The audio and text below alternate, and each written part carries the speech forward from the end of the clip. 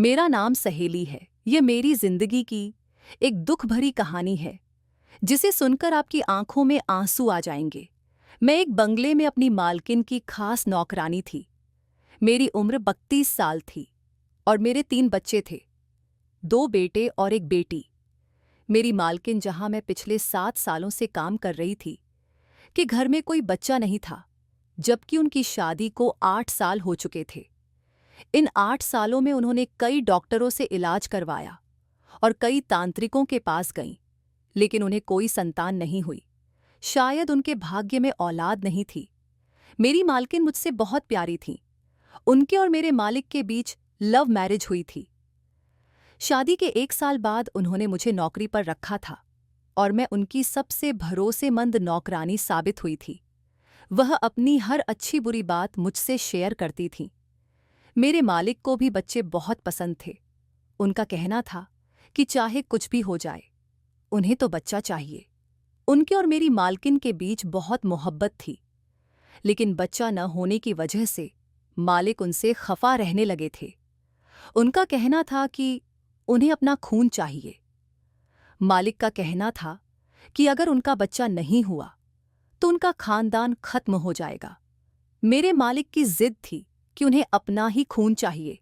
मेरी मालकिन ने हर संभव कोशिश कर ली थी, लेकिन वह प्रेग्नेंट नहीं हो पा रही थी। उन्होंने जादू टोना भी करवाया था, पर सब बेकार रहा। मालिक ने दूसरी शादी करने का पक्का इरादा कर लिया था। मेरी मालकिन अपने पति से बहुत प्यार करती थीं और नहीं चाहती थीं कि उनके पति किसी दूसरी औरत को घर में लाएं। मैंने मालकिन की बहुत मदद की थी। वे जहां भी जाती थीं, मुझे अपने साथ ले जाती थीं। लेकिन इस बार मालिक ने दूसरी शादी का पक्का इरादा कर लिया था। मालकिन बहुत परेशान थी। मैंने उन्हें तसल्ली देने की कोशिश की, लेकिन उनका दर्द बहुत गहरा था। उन्होंने मुझसे कहा कि वह अपने पति की दूसरी पत्नी को बर्दाश्त नहीं कर सकती। एक दिन जब मालकिन बहुत परेशान थी, उन्होंने अचानक मुझसे पूछा, सहेली, क्या तुम मेरी मदद कर सकती हो? मैंने कहा, हाँ मालकिन, मैं हमेशा आपकी मदद करने के लिए तैयार हूं। आपको कहने की जरूरत नहीं है, बस बताइए मुझे क्या करना है। मालकिन ने कहा, मैं आज तुमसे ऐसी मदद मांगने जा रही हूं जो शायद तुम कभी तैयार न हो।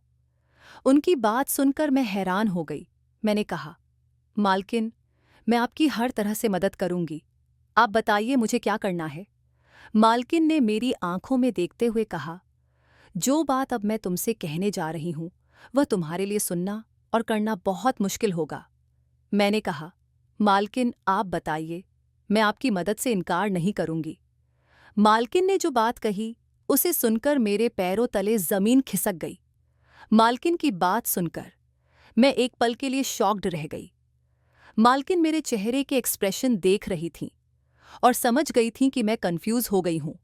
फिर उन्होंने कहा, मैं जानती थी कि तुम मेरी मदद नहीं करोगी। इस मामले में काम बहुत मुश्किल था और कोई भी औरत इसे आसानी से नहीं करेगी। मैंने मालकिन से कहा, मालकिन, ऐसा कैसे हो सकता है?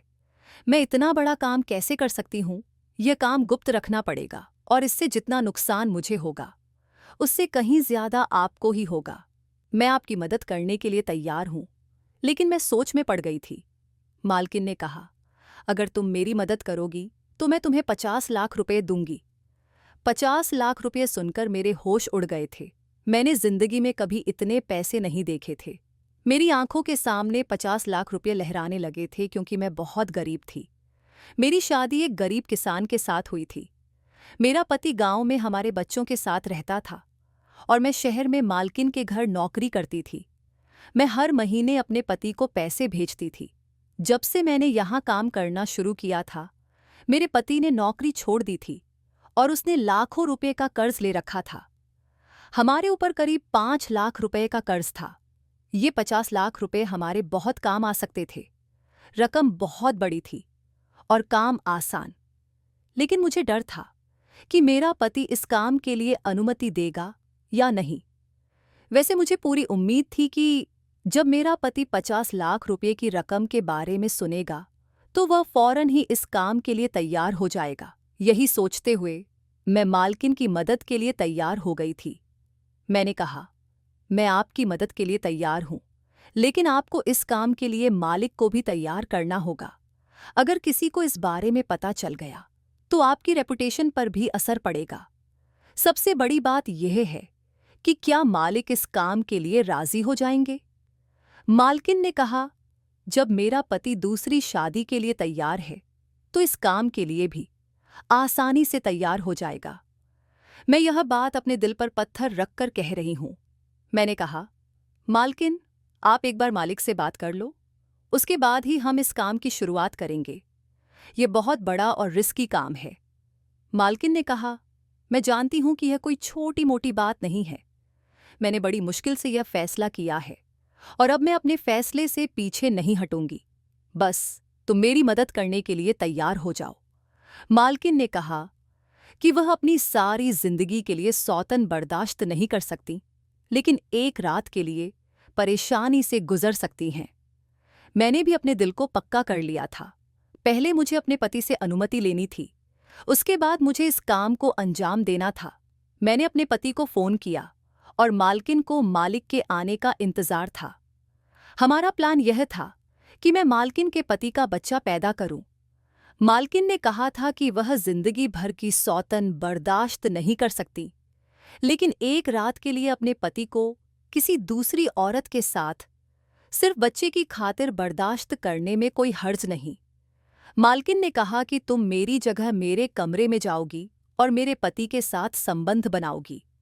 जब तुम प्रेग्नेंट हो जाओगी और बच्चा पैदा हो जाएगा तो वह बच्चा हमें दे दोगी। इसके बदले मैं तुम्हें 50 लाख रुपए दूंगी।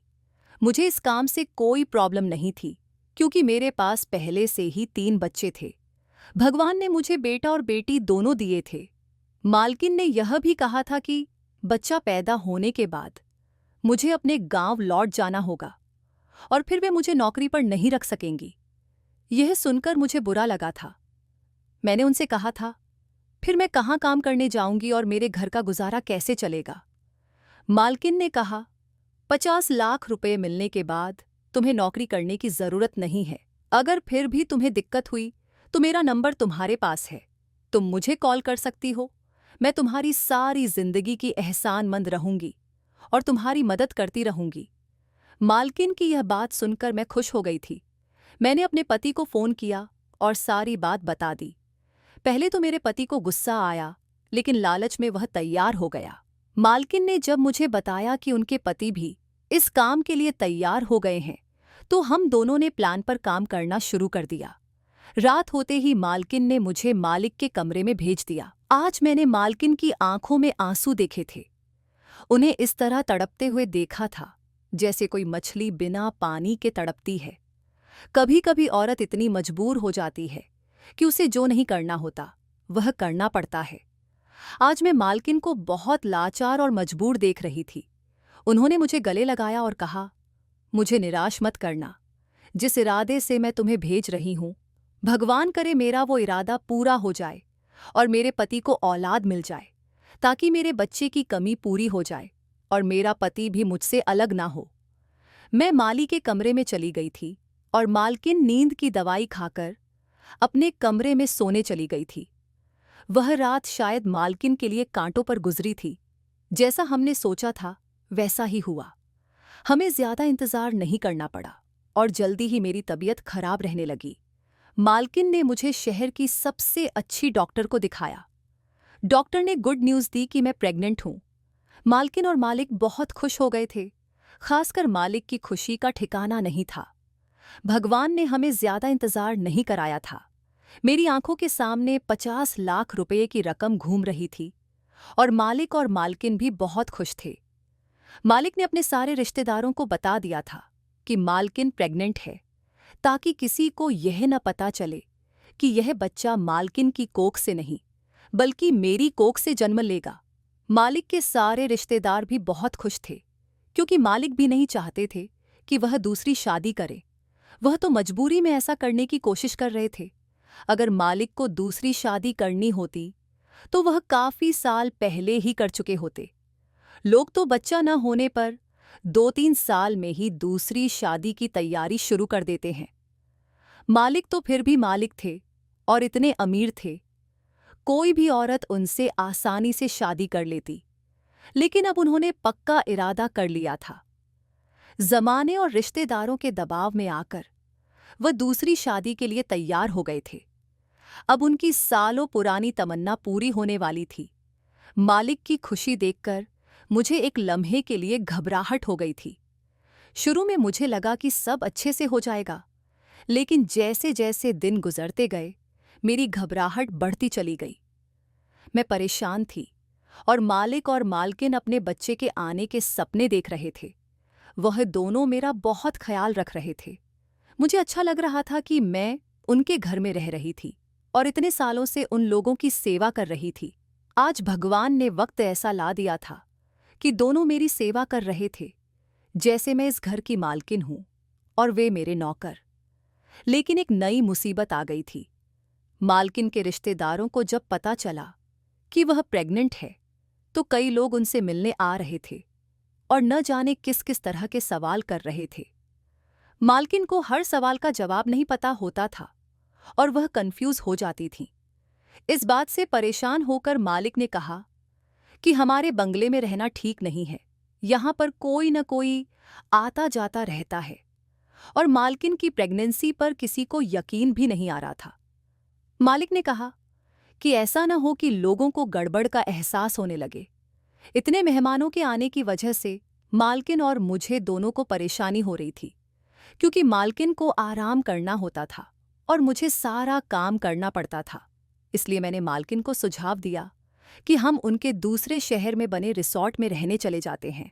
वहां पर हम आराम से वक्त गुजार सकते हैं और मालिक अपने रिश्तेदारों को बता देंगे कि मालकिन अपने मायके में रह रही है। इस तरह कोई भी रिसॉर्ट में नहीं आएगा और हम वहां आसानी से टाइम बिता लेंगे। मालिक को मेरा सुझाव अच्छा लगा और उन्होंने मुझे और मालकिन को रिसॉर्ट में शिफ्ट कर दिया। रिसॉर्ट में कोई नहीं था। हमारे साथ सिर्फ एक चौकीदार और एक नौकरानी थी जो हमारा ख्याल रखते थे। बंगले में कोई मेहमान आ जाता था तो मुझे काम करना पड़ता था ताकि किसी को हम पर शक न हो। इस रिसॉर्ट में हमारी ज़रूरत की हर चीज़ मालिक ने मौजूद करवा दी थी। हम इस रिसॉर्ट में आने के बाद बहुत सुकून में थे और मालकिन मेरा बहुत ख्याल रख रही थी। कुदरत का करिश्मा भी बड़ा अजीब होता है। कल तक मैं दिल से मानती थी कि मुझे कोई फर्क नहीं पड़ेगा, लेकिन आज मैं अपने बच्चे के लिए तरसने लगी थी। मेरी मालकिन बहुत अच्छी और मेहरबान थी। मैं सोचती थी कि मालकिन इतनी अच्छी है, फिर उनके साथ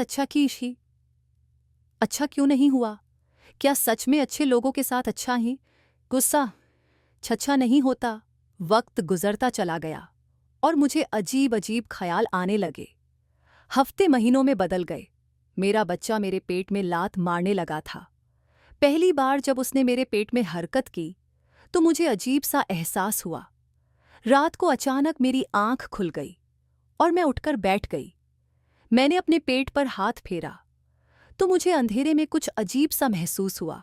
मुझे लगा कि मेरा बच्चा मुझे पुकार रहा है, कह रहा है कि माँ, मैं आपका बच्चा हूँ, मुझे किसी को मत दो, मैं तुम्हारा हूँ, मुझे अपने साथ रखो। इस तरह के सपने मुझे हर रोज आने लगे। सारी रात में जागने लगी और ज्यादा जागने की वजह से मुझे कमजोरी महसूस होने लगी। मेरा दिल धीरे धीरे बदलने लगा, क्योंकि अब हर रात मेरे साथ ऐसा ही होता था। रातों को मेरा दिल ही नहीं, मेरी नीयत भी बदल रही थी। मुझे 50 लाख रुपये झूठे और बेकार लगने लगे। मुझे लगने लगा कि 3 बच्चे होने के बाद मुझे अब और बच्चों की चाहत नहीं होगी। मेरे लिए पैसा जरूरी था, बच्चे नहीं। लेकिन अब मेरा ख्याल गलत साबित हो गया था। बच्चा पहला हो या आखिरी, अपना बच्चा तो अपना ही होता है।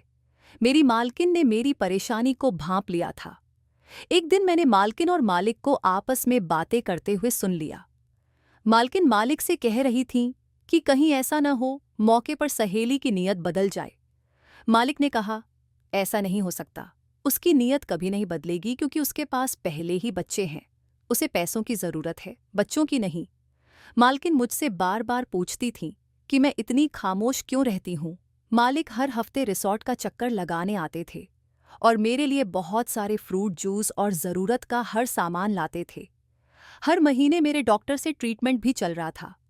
फिर वह दिन आ गया जब डॉक्टर ने मुझे डिलीवरी की डेट दी। मालकिन ने फौरन मालिक को बताया तो मालिक बहुत खुश हो गए। उन्होंने मेरे इलाज के लिए मालकिन को बहुत सारे पैसे दे दिए और कहा कि किसी भी चीज में कोई कमी नहीं आनी चाहिए। इधर मेरा दिल बार बार अपने इस बच्चे के लिए परेशान था। रात का समय था और मालकिन ने कहा कि सुबह हमें हॉस्पिटल जाना है, क्योंकि मेरा बच्चा पैदा होने में अब बस एक रात ही रह गई थी। अगले दिन सुबह 10 बजे के आसपास मुझे हॉस्पिटल में एडमिट होना था, क्योंकि डॉक्टर ने डिलीवरी की डेट दी थी और मेरा ऑपरेशन होना था। यह सुनकर मुझे डर लगने लगा था। मैंने दिल में सोचा कि मैं अपने बच्चे को किसी को नहीं दे सकती। मेरा बच्चा है, मैं इसे 50 लाख रुपए के लिए किसी और को नहीं दूंगी। भले ही इस बच्चे का पिता मालिक थे, लेकिन मैं ही उसे जन्म देने वाली थी।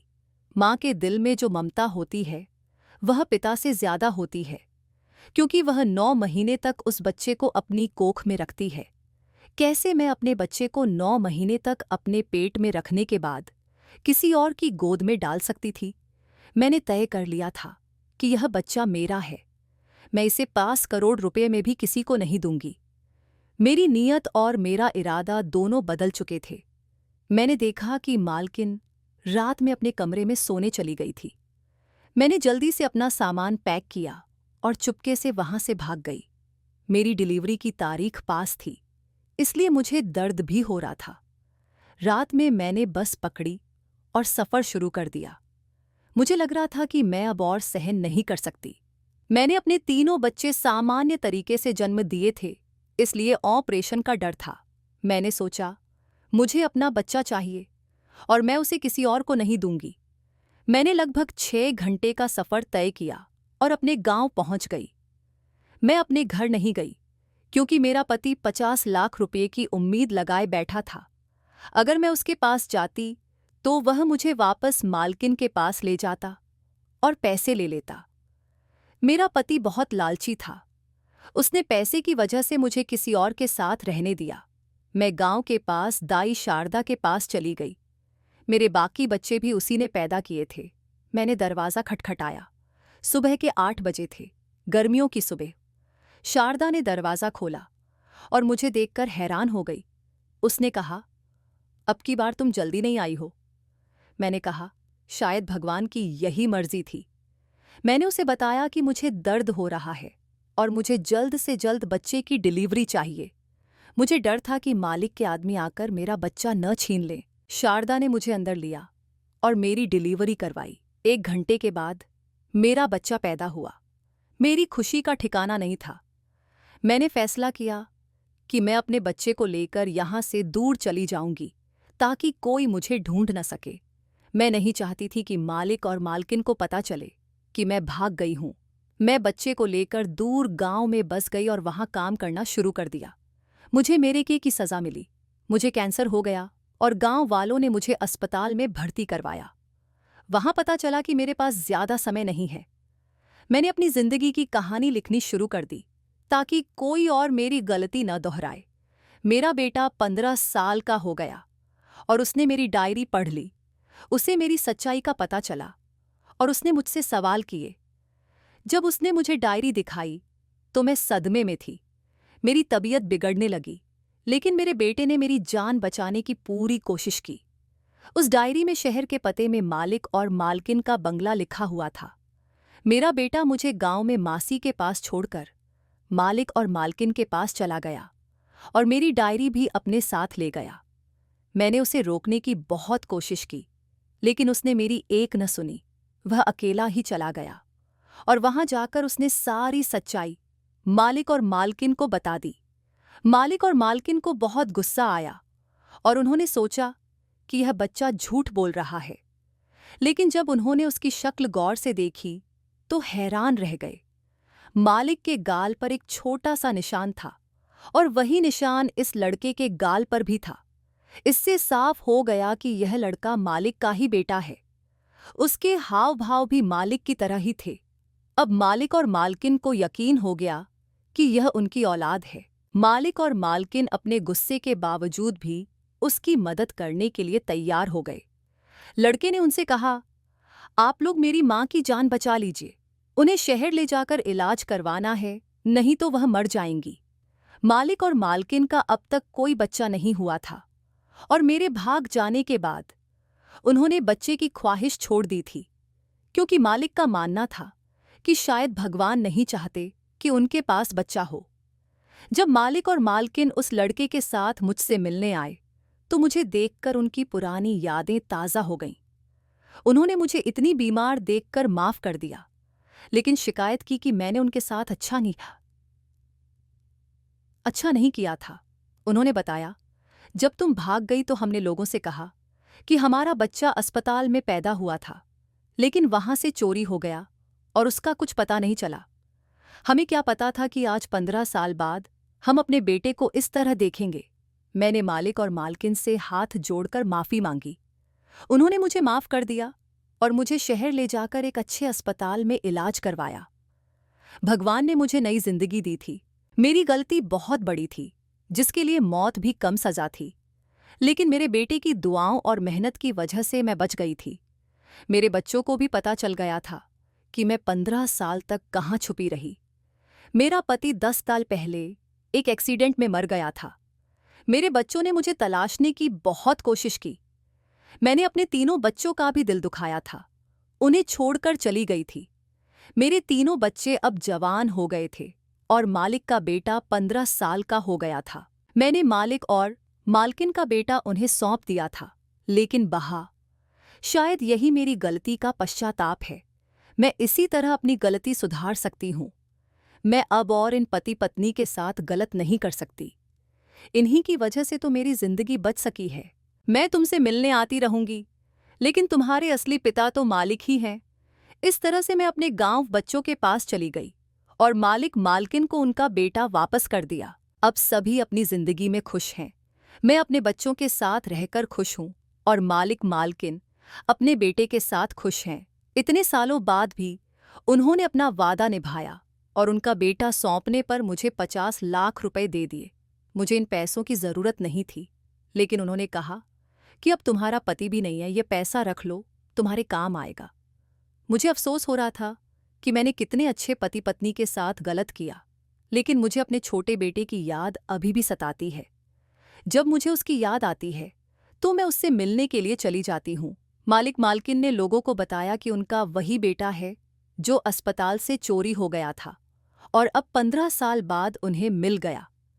मेरे बेटे ने मालिक मालकिन को अपने माता पिता मान लिया था और वह उनके साथ उनके घर में अब बहुत खुश है। दोस्तों, उम्मीद करती हूँ कि आपको हमारी कहानी पसंद आई होगी। अगर कहानी पसंद आई है तो वीडियो को लाइक करें। चैनल पर नए हैं तो चैनल को सब्सक्राइब करें और नोटिफिकेशन बेल को ज़रूर दबाएं ताकि अगली अपडेट सबसे पहले आपको मिले।